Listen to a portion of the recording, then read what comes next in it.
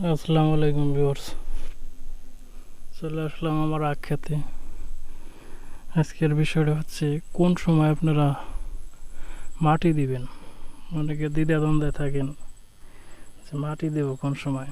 আখ ক্ষেত তো লম্বা, আখ যেহেতু লম্বা হয় এই আখটা তো পুড়ে যাওয়ার সম্ভাবনা বেশি থাকে। ঝড় বৃষ্টি 7 দিন 15 দিন পর্যন্ত বৃষ্টি হয়, তখন গোড়া নরম হয়ে পড়ে যায়।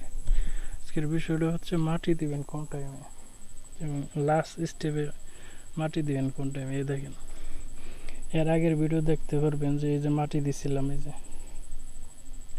মাটি দিয়ে দিছিলাম। এটা হচ্ছে দ্বিতীয় ধাপে। প্রথম ধাপে পাচন দিয়ে দিছিলাম, দ্বিতীয় ধাপে কোদাল দিয়ে দিছিলাম মোটামুটি। এই দেখেন, এবং লাস্ট ফিনিশিংয়ে মাটি দিবেন। দেখেন, এটা কিন্তু এক মানুষ করে কুশল হয়ে গেছে, 10 ফুট 15 10-12 ফুট করে। আর এই যে দেখেন, এইখানে লাস্ট স্টেপে মাটি দিছি। দেখেন,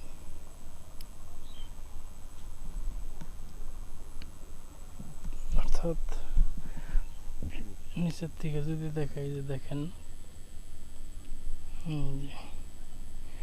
মাটি দিয়ে দিছি। এই আটটা শক্ত এবং মজবুতভাবে থাকবে। বৃষ্টির পানিতে বা ঝড়ে পড়ার সম্ভাবনাটা অনেকটাই কমে যায়। আপনারা যদি আখটা যদি নুয়ে পড়ে তাহলে আপনাদের আখের মান ঠিক থাকবে না, মিষ্টি থাকবে না এবং ভালো দামে বিক্রি করতে পারবেন না। দেখেন, এটা হলো থার্ড টাইমে। তো ফিনিশিং টাচ যখন দেবেন, মাটি পর্যাপ্ত পরিমাণে মাটি দিতে হবে। যে ক্যামেরা অতটা ভালো না বুঝলেও আপনারা যখন দিবেন বা চাষ করবেন সরাসরি আমার সাথে যোগাযোগ করতে পারেন। এবং এই যে আখটা যখন চারাটা ভালো মানের চারা নিতে চান আমার কাছে কোনো নিতে পারবেন। যদি আমি প্রথম চারা বিক্রির উদ্দেশ্যে ভিডিওটা করতেছি, আমি মূলত এখনো চারা সেল দিই নাই। এই দেখেন, পাতা আসছে।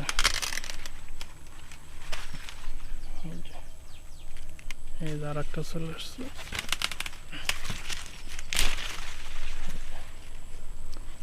এই যে পাতাগুলো সেটে রাখবেন। সো বন্ধুরা, মাটি দেওয়ার বিষয়টা ক্লিয়ার হতো পারছে বলে মনে হচ্ছে আমার। তো বন্ধুরা, এই যে দেখেন, এটা আজকে কামলা নিছিলাম, এটা মাটি দিচ্ছে। এটা এখনো দেই নাই, যদি এখনো ধান কাটার সময় কামলা পাওয়া যাইতেছে না, এই জন্য দেই নাই। এই দেখেন, এই যে যেখানে মাটি দেন এই অবস্থা, আর যেখানে মাটি দিছি সেইখানে দেখেন এই যে। অর্থাৎ পরিচর্যায় হচ্ছে কুশলের বা আখের ভালো ফলন পাওয়া যায়। যে যতটুকু পরিশ্রম করবেন ততটুকুই পাবেন ইনশাল্লাহ। তো ভিউয়ার্স,